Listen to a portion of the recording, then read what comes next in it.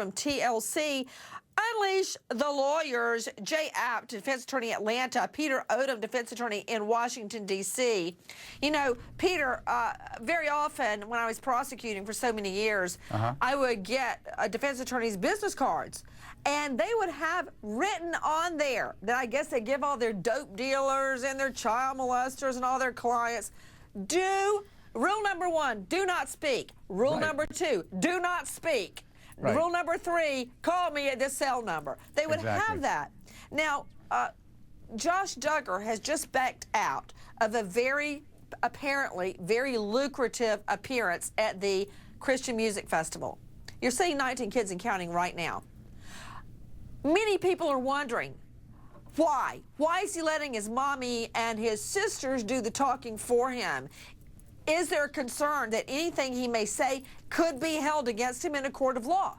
Well, if that's the case, then they're being overly cautious, Nancy, because all the statutes of limitations have lapsed. There's no possibility of prosecution, and there's no possibility of a civil suit either. So he's probably just worried about being embarrassed. You're right about that. But here's the thing. Let me go to you, Apt. Jay Apt joining me, defense attorney out of Atlanta. Jay, if there's nothing to lose, if there is no reason legally that he can't speak, if it's all out on the table, if these are the only victims, then why is he backing out of this major commitment? If hypothetically we know about all the victims and we know about all the evidence and all of the statute of limitations have been exhausted so that there's no civil or criminal case involved, still, if I were his attorney or if I were his publicist, I would tell him, you're not going to be speaking publicly for the next year because we're going to wait till the heat dies down. Take a look at this, everybody. We're not going to expose you to public ridicule. Kids and Counting. Unleash your lawyers, Jay Apt and Peter Odom. Peter Odom, my whole point is, we have looked and looked and looked to figure out how the adult children make a living, all right? One, what was it, Walmart that he worked at? One worked at Walmart and has quit in the wake of all of this. One worked at a conservative think tank, and they make their living, for the most part, off this show. Yeah, so Nancy, they're going for a lucrative appearance, and he pulls out. Why?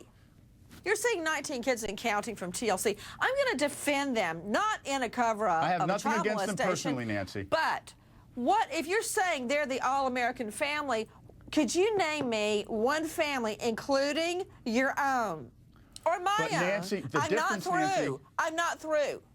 That doesn't have something they don't want the world to know about. Just because they're doing a reality show, does that mean that they've got to put every single thing out there? I don't think that's what that means. Nancy, you know as well as I do that they have portrayed themselves as a squeaky clean American family. That's their image. And it's a hypocrisy. Go to church one Sunday. Everybody you look at is portraying that same image. Well, I think there's a degree of hypocrisy that the American public has now seen. Of course there is, but that's not a felony. On Jay Apt, Peter Odom.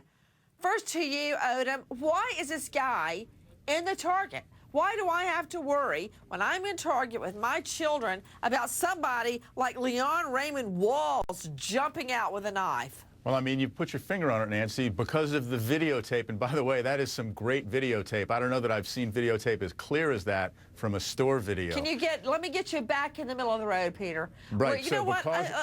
Why is he out? He's got a parole violation. Yeah. Well, you've put your finger on it, Nancy. We know what happened. Now the question is why? Why was he there? And that's just going to have to be answered at trial. It looks to me like there might be some mental health issues. You know, if we have a long documented history of mental health issues, that's the kind of a case where there might be a mental defense. Okay, but Jay Apt, what I see is a long rap sheet. Yeah. So, Nancy, you know, one of the things I have a problem with this case is a lot of, not just defense lawyers, but prosecutors and judges are criminally handling him and putting him through the system when this guy should have been in a mental hospital for the rest of his life. And that way he's not getting out, he's not paroling out. Oh, I get it. Glenn Meadows, father of the victim in this case, Allison Meadows, whenever someone does something extremely heinous and we don't understand it, it's always pegged a mental health issue.